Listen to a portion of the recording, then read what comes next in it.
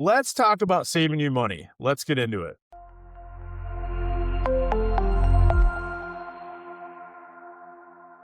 Hey guys, how you doing? Werenka here. I'm a state of Michigan broker for Simply Home. We're one of the fastest growing real estate firms in the United States, and I've got an all-star team. So whether you're looking to buy, sell, invest, rent, whatever you need, we've got you covered. We even do property management now. So if you're looking to purchase a home, you're doing a little research, you're probably running into a million different YouTube channels and people on social media and all the things talking about how it's a great time to buy a house, the market's heating up, the rates are coming down, prices are coming down.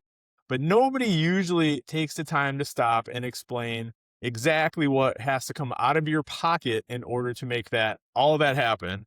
So we're going to break this down step by step and talk about exactly what you're going to need to have to make that first purchase. So that's what we're going to do. We're going to start with step one, or at least what should be step one, and that is getting your mortgage pre-approval. So as the first step in the process, it should be a relatively quick and easy process to do. Basically, everybody nowadays has a secure portal where you can upload you're going to need to upload bank statements. You're going to need to probably do tax returns, things like that. Just anything that shows what your income is in order to get the pre-approval amount. Every once in a blue moon, this is getting more and more rare, but you can run into this every once in a while, and it's usually like the bigger banks if you're going to get your pre-approval there. And I'll talk about that in a second, where they're going to want an application fee. If that's the case, stop, turn around, walk away, and call me, because I could direct you 100 different ways that are going to do more than likely a better job for you. They're going to close you faster. They're going to have better rates. They're going to have better programs available than somebody who's going to charge you an application fee for your pre-approval. So first and foremost, that better be free. That should never cost you money. I've been in this business long enough. I deal with clients all the time who do end up wanting to use their bank, and it is what it is. It's your mortgage. Give you my opinion, but at the end of the day, whoever you want to use with, whoever you're more comfortable going with, is what we're going to do. But that being said, for those reasons, I tend to recommend working with mortgage brokers, or just, a mortgage professional, like a company that specializes in mortgages. The big banks, they specialize in lending money, and they basically have a mortgage department with new programs because it's expected of them, but that's not their specialty. That's not what they do every single day, or what they're optimized for. Whereas, a mortgage company, that's all they do. So they're going to typically be more competitive. They're going to have, better rates, better fees. Mortgage brokers even are, in my opinion, a better step above that, because they're going to have, there could be 100 different lenders that they work with, and they can plug it in, and there might be 150 mortgage programs that they have at their disposal. And they're a good, loan officer is going to be able to take your specific criteria, plug it into the best match for you, and that's just going to save you money. So that's the reason why I recommend going that route. But at any rate, that whole process better not cost you a penny, because realistically, the days of going into an office and sitting across from a desk while somebody hand writes out a mortgage application for you, it's, a thing of the past. That's not really something that should happen nowadays. Anyway, I'm sure there's some old school, lenders out there that still do that, but that's not been my experience for a very long time. So for that reason, mortgage application, getting your pre-approval, better be at nothing out of pocket. But then the next step, once you've gotten your pre-approval, is picking an agent. And again, I know there's agents out there who do this, and I would counsel you to seriously consider if this is somebody that you want to work with, somebody who's going to ask for a retainer up front just to go and open doors for you and show you houses and find homes for you. It's something about that just doesn't sit right with me. Real estate business, just like the mortgage business, is generally a 100% commission-based business. So as real estate professionals, mortgage professionals, we basically lose money up until the point where you successfully close on your home.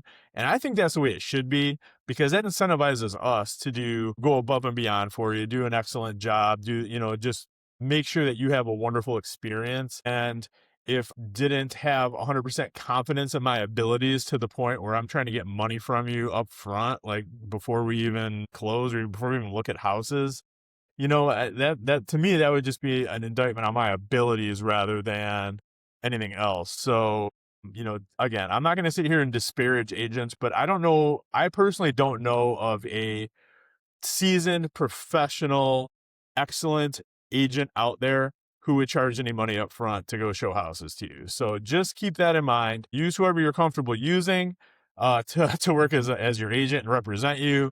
But to my mind, that the way to go is not to be expecting anything from your clients up front, except for them to, relatively be on time when it's time to go and look at homes. So far we've gotten you pre-approved. We found you an agent. You're ready to start looking at houses. So far you hopefully have spent $0 out of pocket. So now we found you a home. We got it under contract. Let's talk about the first time you're scratching a check or realistically just wiring funds. And that will be your earnest money deposit. And typically, that won't be needed until you are under contract. Like I know some agents write it up where they need a check to submit with the offer. I always write mine valid. We'll get the earnest money deposit within 2 banking days of offer acceptance. Personally, like to or feel comfortable walking around with somebody else's money until prior to when I absolutely need to have it. And realistically, in this day and age, you're never going to give me your earnest money check anyway. We'll talk about that in a second. But let's talk about what the earnest money deposit is. And all it is basically is your collateral in a real estate transaction. That's what holds you to the transaction. On the seller side, their collateral is the house itself. So if you're 2 or 3 weeks into it and they decide they don't want to sell the house anymore, too bad, so sad. What we're gonna do is we're gonna sue them for something called specific performance. Basically, it's a breach of contract in a real estate transaction, and the judge is going to force them to sell you the house, and probably you're going to get damages from that as well. They're risking a whole lot more than you are, but on your side, you're going to cut a check, and that basically, it's still your money. It just sits in an escrow account. It'll be in one of 3 places. Usually it'll be at the buyer's agent's office, the listing office, or the title company. And any of those 3 places is totally fine. We'll talk about that in a second as well. But as far as your deposit, essentially just gets applied to your down payment and closing costs at closing. Like I said, it's still your money. And at closing, just, say you do a $1,500 earnest money deposit, that's $1,500 less that you have to bring to closing because you already paid it up front. And like I said, you're not going to pay me directly on the buy side, because Simply Home, when I was M1 Realty before, like we had an escrow account, we would hold earnest money deposits and, and disperse them accordingly as needed. Simply Home doesn't do that. We don't have an escrow account. So when you're going to contract with us, your deposit 99% of the time is just going to be held at the title company that is handling the transaction. Originally, we're going to have a listing office that requires them to hold the earnest money. Again, not a big deal. And here's why. Because the state of Michigan is very specific about how earnest money deposits are handled and how they can be dispersed. So it doesn't matter who's holding it, because the same rules apply to everybody no matter what. And there's essentially 3 ways in the state of Michigan that an earnest money deposit can be dispersed. That would be at closing, which that's what everybody wants. Number 2 would be a mutual release of the purchase agreement. So say, some legitimate thing pops up and, maybe you do your inspection and the house is just, there's some defect that makes you not want to proceed with the sale. That would be a legitimate reason for the earnest money to be refunded back to you. And number 3 is just a court order. Those are the only 3 ways that deposit can ever be dispersed. So like, I don't care if we're holding it, they're holding it, the title company holds it, because no matter what, it's safe. I mean, it's very specific how those funds can be applied and when they can be applied. So I wouldn't worry about that. And now, what's the amount of an earnest money deposit? That part is going to be completely negotiable. And a lot of times it's kind of based on the sale price as well. On the lower end stuff, generally, I would say rule of thumb, plan on a minimum of $1,000. Very, very occasionally, we still run across like a $500 earnest money deposit. I personally will recommend my sellers counter that back when that comes in. And I usually don't bother trying to collect that little of an amount for a deposit from my buyers, because I don't want our offer getting rejected over something like that. Like if you don't have more than $500 to put down, are you really in a position to buy a house? And that's the psychology that the sellers will look at. So for that matter, I say usually minimum 1,000. Realistically, believe 1,500 to 2,000 on anything, 250 and under, 300 and under, something like that. We'll run in on the higher end stuff where sometimes they'll want like a 2 or 3% deposit or something like that. So if it's like a $500,000 house, yeah, you might be looking at a 4, 5, $10,000 deposit. Like that's one of those things that's totally negotiable. So we cross that bridge when we come to it. But I would say as a rule of thumb, count on bring your minimum $1,000 for your deposit. And again, that's the first time you're paying anything out of pocket, and it's not really paying anything because it's still your money. It just gets applied at closing. So typically in the transaction, so far you may have put down a earnest money deposit, and that's still your money. So the first time that you're actually going to pay a vendor anything during this whole process will be during your home inspection. And, there's a million home inspectors out there. There's very few home inspectors in our market here in Metro Detroit that I would trust to inspect one of my properties. And if you're working with me as a buyer's agent and you ask, I'll generally offer up, the people that I have inspect my own properties. You can use anybody you want, being very careful about who you use though. And for the reason being that, the people that I use them because they're extraordinarily thorough, and not every inspector is. There's not really a licensing standard in the state of Michigan to be a home inspector. Like you or I could just start a home inspection company and go. There are like different organizations that reputable inspectors can but you really want to know what you're getting for that because again, this is the biggest purchase you're ever going to make. It's kind of an important thing to know that, to have that peace of mind that the person that you're going to have inspecting your home knows what they're doing. And accordingly, there's a wide range of prices too for inspectors. I've had clients who've had people that came out for like under $100. And I've had people that have spent like upwards of $1,000 for a home inspection, which to me is absolutely insane. But generally speaking, you're going to be in the 250 to 400 range for a reputable inspector that knows what they're doing. That inspection is going to take, depending on the house, an hour and a half to 2.5 hours. If it's a larger home, obviously that's going to take longer to inspect, and the price is going to be more accordingly. But rule of thumb, if you're looking at a starter home up to maybe like 2,000 square feet, you're probably looking at about 250 to 400, let's just say. And that process for the inspection is going to take 1 to 2.5 hours, probably closer to the 2.5 hour side. In addition to that, so that's just your home inspection. If I think they got rid of it now, but if it's like a VA inspection, or say there's evidence of infestation in that house, you might have a pest inspection done. That's going to be probably an additional roughly $100 for that pest inspection. I would say it's probably not something that you need to do unless the lender is requiring it. However, one thing, depending on the house, that I definitely recommend is a sewer line inspection, for the reason being that those don't cost very much and they can save you 5 figures legitimately.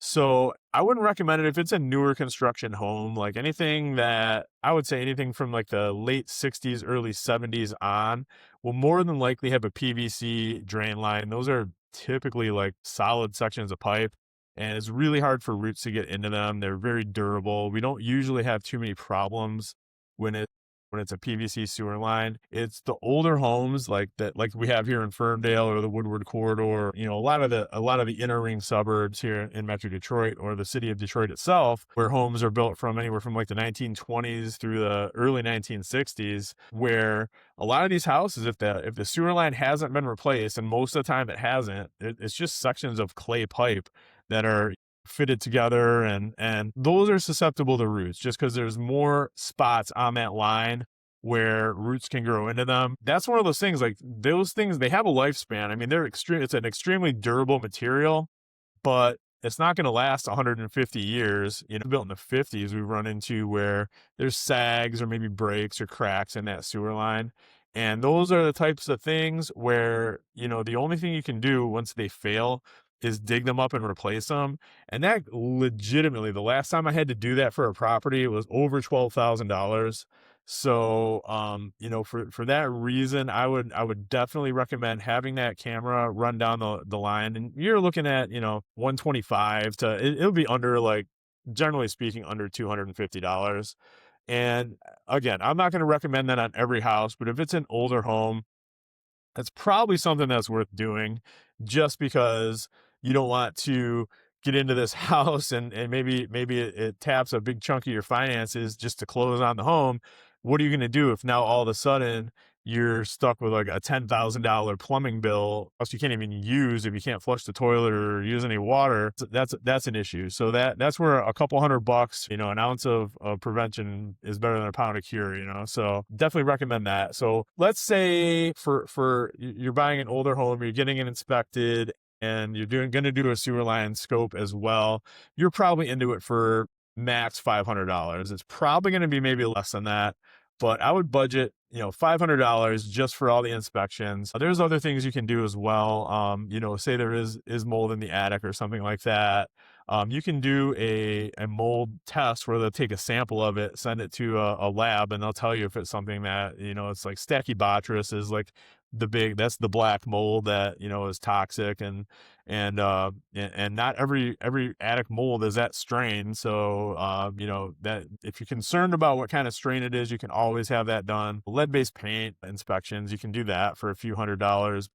I wouldn't personally, because if the house is old enough to have lead paint in it, it probably does. And the EPA put out an 8-page booklet that basically says don't eat paint chips. We cross that bridge when we come to it. I once recommended a lead paint inspection to my clients, but and I've never actually had a client that even wanted to do one.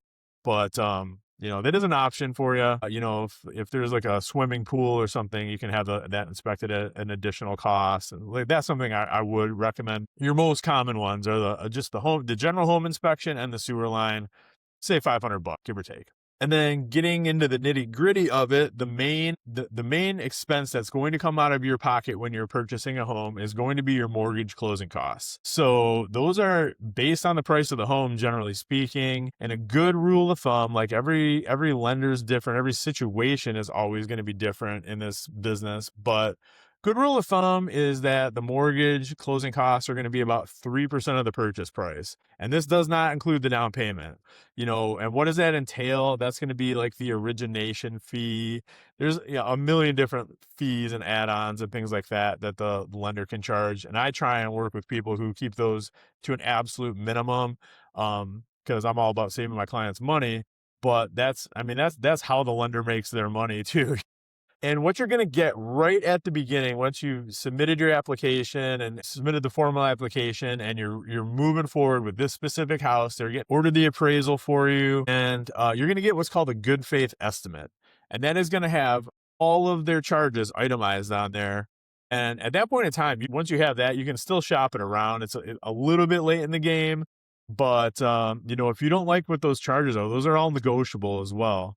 So, you'd have the ability to maybe try and talk them down on one or two of the fees or whatever. But at any rate, you're going to know, you'll never be in a situation where you're going to have some charge that pops up on the day of closing that you didn't know about, because it all has to be disclosed. And anytime those numbers change by more than, I believe, 3%, they have to give you an updated good faith estimate. So hang on to that, because what you're going to get at the end of the process is called the closing disclosure. And that, again, is going to have like the final itemized charges for you. And then you can kind of compare. And if there's something that doesn't seem right, you can go back and ask them, well, how come this was, estimated as this amount and it's really going to be this amount? And they better have a good answer for you. If they don't, call me and I'll read them the riot act. But, generally speaking, the bulk of your out-of-pocket expenses when you're purchasing a home are going to be the mortgage closing costs and the down payment. So then let's talk a little bit about the down payment, right? So there are a million different down payment assistance programs out there, first-time buyer programs out there. So it's hard to say you're going to need X amount of dollars to put down, because that is 100% going to be dependent on the type of mortgage you qualify for and the price of the house. So if you're buying a, $170,000 starter house and you're using a down payment assistance program to buy it, you might get into that property with literally nothing out of pocket. You might get your earnest money deposit back at closing. Or if you're putting 20% down on a $500,000 house, that's going to be a significant chunk of money. So, it's hard to say. You're going to know better than I would know, based on, what type of home you think you want to purchase. I would say that the max that any lender is ever going to require you to put down is probably 20%. So you kind of go from that end of it and work your way back, because more than likely, especially if you're a first time buyer working with kind of limited funds, we can get you as close to zero as possible. Like there's a program, right, this is January 2026, one of our United Wholesale Mortgage still has a 1% down mortgage program, and that's not going to apply to every zip code. It's kind of dependent on location. But that being said, MISHDA is an excellent program. And that's a down payment assistance program where they give you up to, I think they're at $15,000 right now. And that goes towards your down payment and your closing costs. So there's lots of ways out there to save you money on that. But I would say, I always like to plan for the worst, hope for the best. So, I would say, as a rule of thumb, figure out, and this is going to, and again, this was one of those good questions to ask that the loan officer, when you right way back at the beginning here, where you're getting pre-approved, you want to make sure that they have the ability to make sure you have access to down payment assistance programs, if that's, something that's going to be applicable to your situation. But, I would say roughly, figure on, 20% down, but realistically, it's probably going to be much less than that. The only instance where, it'll be that much or more, generally speaking, is when you're selling a house and you want to take a big chunk of your equity and just put it into the next house so that keep your monthly payment low. And then the final, I almost don't want to even include this, but it's something that, we're in a new world now. We had this, settlement a year and a half ago with National Association of Realtors, where we kind of had to change the way that we do commissions. I closed over 100 homes since then. And this has never once come up as an issue where my client had to pay my commission. I've had plenty of clients who said they'd be willing to, but generally speaking, that's one of the things that we'll handle right up front. Like the first time we meet, we have a form to sign even. And that just kind of outlines, what our commission is, how that gets paid. Generally speaking, it's not going to be every time, but in my experience, I want to make sure I'm wording this just right. In my experience, I have not run into a situation where the seller was unwilling to pay a reasonable amount of commission to my company. And so to date, I have not had to come back to any one of my clients and say, my commission is going to need to be paid by you at closing. So, but that is something you might run into a situation where that is the case. And again, right at the beginning with that form that we provide, you have the ability to opt out. Like any property where the seller's not willing to pay the commission, we can just skip over those if you want, or you don't have to move forward on it. But that could potentially be something that comes out of your pocket. There's a couple different ways to do that. You could always, just write a check at closing to the, it wouldn't be a separate check. It would just be in addition to your down payment and your closing costs. One of those closing costs would be the commission. It's possible to do seller concessions to where, say we ask for, 3% back from the seller. So it's money that you're financing over the next 30 years or whatever your mortgage is, but that's not money that's coming out of your pocket. It's money that is coming back from the seller's proceeds. Or typically what happens is the seller just pays the commission for both sides, and then that's that. So, but want to be, very upfront and clear on that you could run into a situation where that would be the case. It hasn't been the case with me yet since, August of 2024, whenever we had to do that, when the settlement was. I don't anticipate that being an issue moving forward, but it exists out there as a possibility. So let's just leave it at that. So just a real quick rundown, a couple bullet points here. So your pre-approval better not cost you anything out of pocket. Selecting an agent better not cost you anything out of pocket. Your earnest money deposit, again, is something that's negotiated. That's still your money, but that's the first time something's coming out of pocket to be applied towards the real estate transaction. Again, I would say a minimum $1,000. So just kind of go with that in mind. The home inspection, I would say just ballpark it at 300. It might be a little bit more, it might be a little bit less. If you want to do a sewer line inspection, ballpark that at 150 to 200. Might be a little bit more, might be a little bit less. So far you're maybe into this for $1,700 total, and 1,000 of it's your money. So the appraisal is going to be roughly $500 to $700, and that gets paid to the appraiser. So that money's gone once that once that check is written. And then from there, your mortgage closing costs at 100% dependent on the price of the house, going to be roughly 3% of the purchase price. And then your down payment is going to be again, it could be 0 to infinity, like however much the house is. If you wanted to put a huge chunk of money down on a really expensive home, it could be a pretty significant down payment, but you can get away with literally not bringing anything to closing, and then possibly, but probably not, paying your agent's commission. So hopefully that brings some clarity, guys. If there's any questions at all, or something I missed or skipped or didn't explain good enough, just reach out to me. Direct line, as always, call or text anytime, is 586-491-5622. You can email me at Werenka@simplyhome.com. I'm on all the socials. You can just DM me. I'll respond quick. And as always, thank you so much for watching, guys. I really appreciate it. Hope this was informative for you. Hope this was helpful. That's what I strive to do, is just bring value to consumers in the real estate space. So hopefully I accomplished that. And thanks so much for watching. We'll talk soon. Have a great one, and happy house hunting out there. Thanks.